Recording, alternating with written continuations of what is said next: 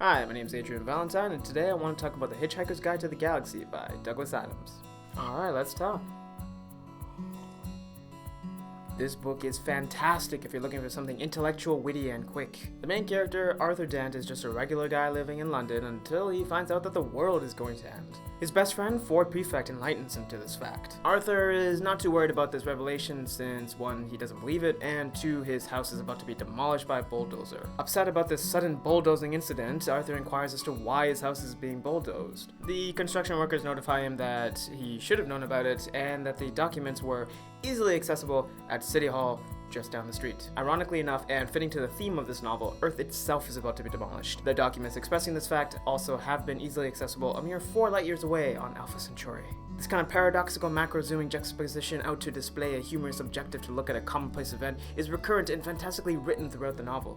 And by that I mean, it is a paradoxical event. It compares something from our regular everyday life to something that is out there in space and unknown. There are repeated examples of this kind of dry humor throughout the novel. A lot of this novel expresses events through chance. The events that occur usually have an insanely low percentage chance of occurring, but they happen nonetheless, and that's exactly what makes them so amazing. Whereas other authors using this tactic of some random event occurring, and the only reason for it being that it is random, would be considered lazy, Douglas Adams does it in a way that shows sincere thought and genuine genius. He explains everything in a very smooth and fluid manner as well, transitioning between explication and narrative very seamlessly. And as most of you probably know, this novel is also followed by a very popular movie starring Zooey Deschanel and Martin Freeman, which I do recommend you check out. However, the book is much better, since there are many nuances that are left out of the film, as usual. One of my favorite scenes from this novel, and one of the best examples of the dry humor, is where a whale comes into existence, already falling to its death, and we get to hear its thoughts. A sperm whale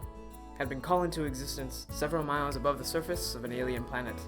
And since this is not a naturally tenable position for a whale, this poor innocent creature had very little time to come to terms with this identity as a whale before it then had to come to terms with not being a whale anymore. Ah, what's happening? It thought. Excuse me, who am I? Hello? Why am I here? What's my purpose in life? What do I mean by who am I? I'm quite dizzy with anticipation. Or is it the wind? There really is a lot of that now, isn't there? Wow, hey, what's this thing suddenly coming toward me very fast? Very, very fast. It's so big and flat and round. It needs a big, wide-sounding name like round. Ground! That's it. That's a good name. Ground. I wonder if it'll be friends with me. And the rest, after a sudden wet thud, was silence. Alright, that's everything from me today. I do give this novel a 4.5 out of 5.